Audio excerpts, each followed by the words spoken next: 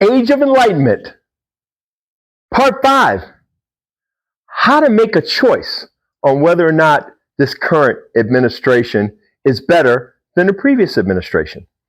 When I graduated from college, I had a finance degree. So I thought I was going to go into banking and finance. I interviewed for banks and the salary was really low. I found out that I could go into sales for insurance. I had to get a certification to sell insurance. And I remember going down, I was in Atlanta, Georgia, going down to the Sloppy Ford building downtown. And that's where you took your exams. And it was rather difficult because, it was a whole avenue that I hadn't studied in college.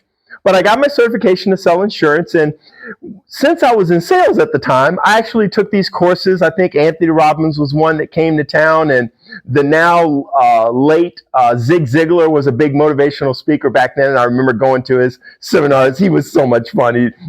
I'll go hunting for Moby Dick and take the tartar sauce. And you got to get rid of that stinking thinking. Get a checkup on the neck up. I could just go into, but it was just great.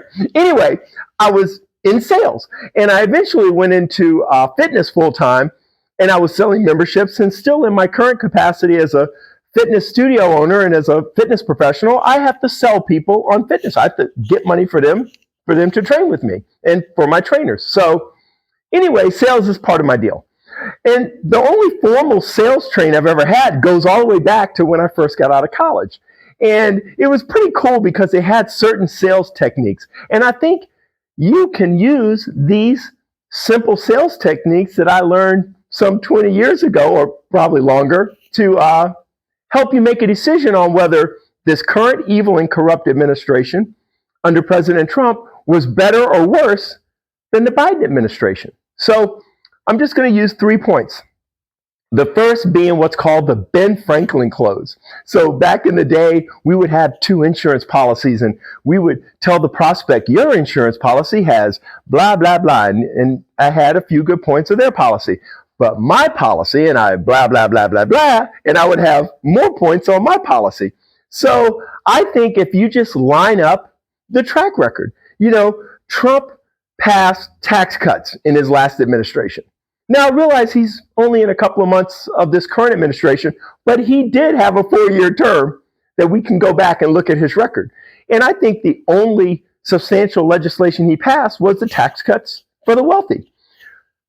Yet Biden had the CHIPS Act, he had infrastructure, he had multiple big pieces of legislation that he got passed on a bipartisan basis. That's something that Trump can't say he's done.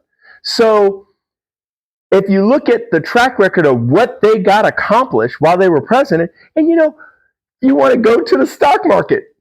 Do you really want to go there, given the current headlines? I don't think you do. So, just look at the economy was the envy of the world under Biden. That's all I saw online, all I heard about from, I guess, the fake news, because it was amazing.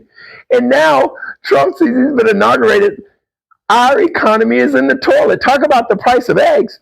One of my clients was talking about a gallon of milk being $12 the other day. And hey, even MAGA knuckleheads, they buy groceries. So I think now that it's to the point where it's affecting them on their daily lives, I think they're going to be making some changes. Hopefully, I don't know. They may be too far gone. The other way to do, instead of the Ben Franklin clause, doing the list, I think Biden wins there, higher authority clause. So who has the most certifications and who's more qualified? And, I was like, gosh, how do I look at that? And I was thinking, hey, by the nominees of the different administrations. So the current administration has this nominee, or I guess he's now in charge of the military or the Defense Department, Pete Hegseth. What a hot mess this knucklehead is. I don't know if he's drinking, but if he's not, maybe he should start. He can't get any worse. We're doing attacks of other countries while on a public app on your phone. We're letting people know about it through Gmail. This guy is, and he wants women to do the same testing as men to be in, he is out of touch in every way possible. He is so unqualified. I've had the privilege of knowing a position holder, a nominee and Senate confirmed assistant Homeland Security secretary from the Biden administration. Just an honorable man and extremely competent battalion commander, just eat up with integrity. And Pete Hegseth, couldn't tie his shoes. He's not qualified to be in the same room with him. So if you go by people that are nominated by this current administration and people who were nominated by Biden, it's not even close. So let's go to the final thing, alternate of choice. It's easy. Alternate of choice. You have Trump and you have the Biden administration. Now, when there was a choice in the election, we chose Biden. I'm going to ignore the big lie because I think I covered that in a previous post. Folks, if you start looking at it rationally, and I realize the Trump knuckleheads that are the hardcore MAGA, I'm not going to get you people. Okay, you'll go down with the ship, so that's fine.